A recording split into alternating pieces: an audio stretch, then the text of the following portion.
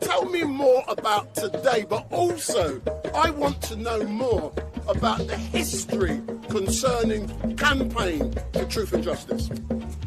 Well, in a nutshell, Campaign for Truth and Justice was born out of the circumstances involved in the death of a 15-month-old baby, my 15-month-old son, who was left to die from dehydration in hospital.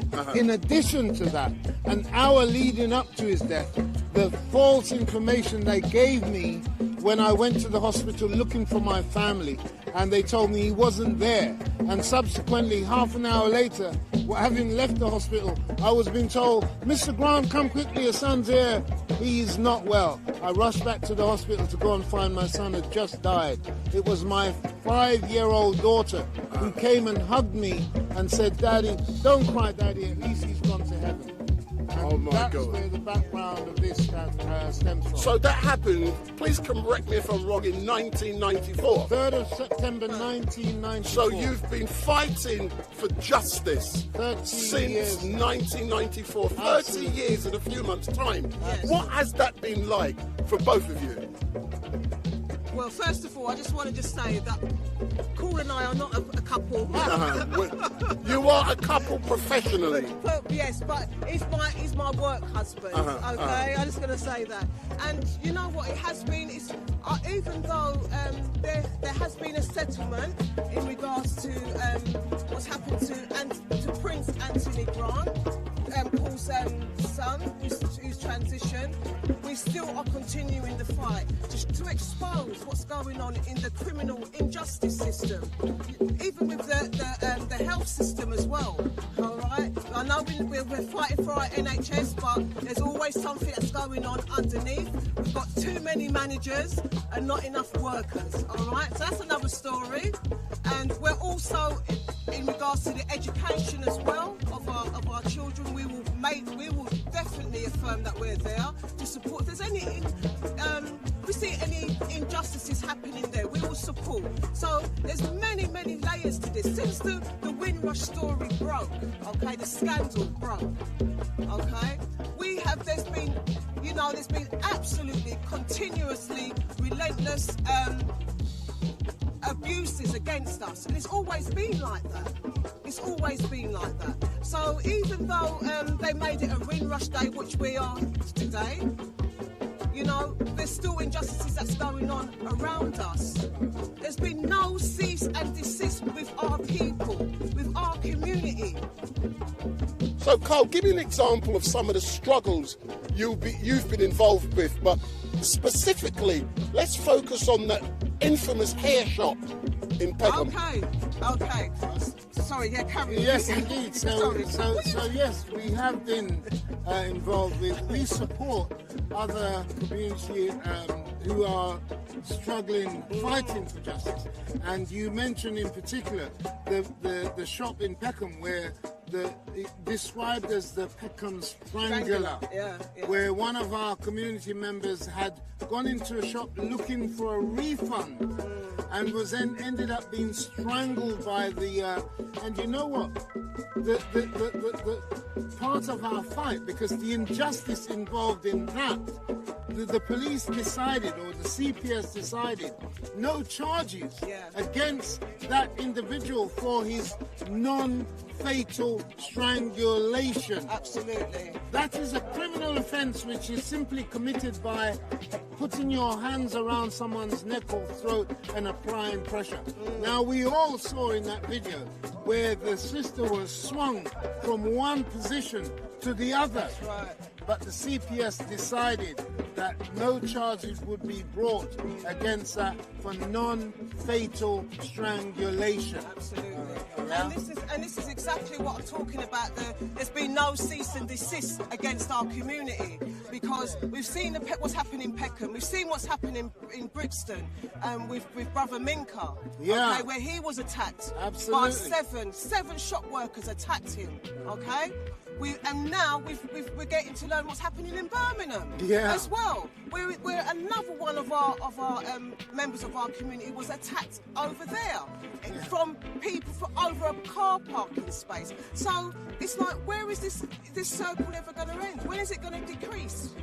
So and we will be going to Birmingham, by the way. Yes, yes. So tell me more about today. Behind you, you've got drummers, you've got auntie over there, you've got people selling rice and peas, jerk chicken. What is going on here in Ponders End today? So basically, this is an event this is the second year in Ponders End, which we call Jammin for Justice. So we demand to be heard. So we come out in public. In fact, we've been conducting this now in Peckham Rye for 5 years, but this is our second year in Ponders End, and we come out. We don't seek permission from the local authority or anything. We come along with our sound system, Cobra sound system. We come along with our community drummers, and we invite them. In fact, we put this on as a free event to say thank you to the community for all the support that you give us throughout the year. What kind of responses do you get from the police, from also the local council? When you just turn up and tell them what you're doing, because when I arrived, I saw 4 or 5 officers come over, speaking to you, was hugging you. I thought they were going to make love to Cole. And you know, tell me more about that. Have they asked you about insurances? What have they actually been saying? No, not at all. We don't ask permission. We tell them, because this is a protest, so we don't need permission. We just inform them of what is going on. All right, and that's what we've done. When we're actually seizing land, we would inform you. We don't hide. It's not about hiding. It's about letting you know this is what we're doing. If you want to take it further, you're feisty, you're fiery. You take us to court. Yeah, that's all simple. So we've informed the council. We've let them know. They was like, oh, we need to let them know we need a permit. No, we don't. We're being courteous to let you know this is what's happening on.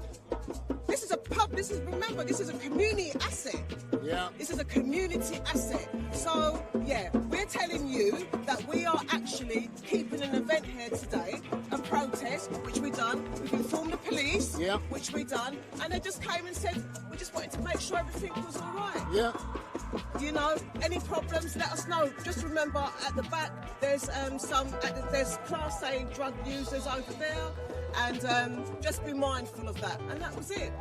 Wow, so the police are there protecting and serving you guys to ensure that everything goes. But there you go. What we will be doing, hopefully we're going to be listening to the drummers. Yes, we then will. In the background we got Cobra Sound System. Yeah. So let's move to them.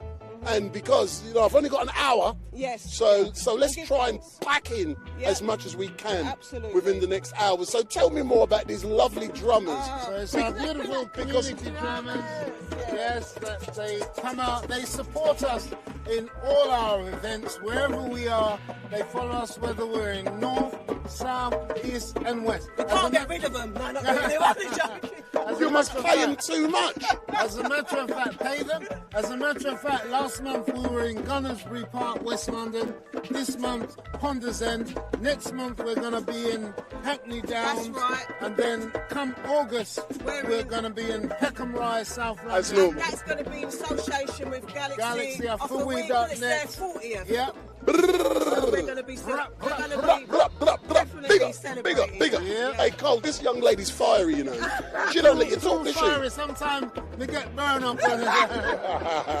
So thanks a lot. So let's listen to the drummers and we can catch up later on. Right. Excellent.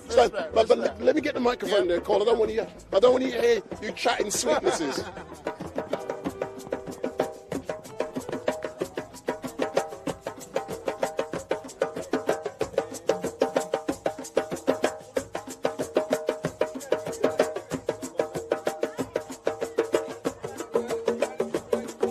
Touch one, touch all.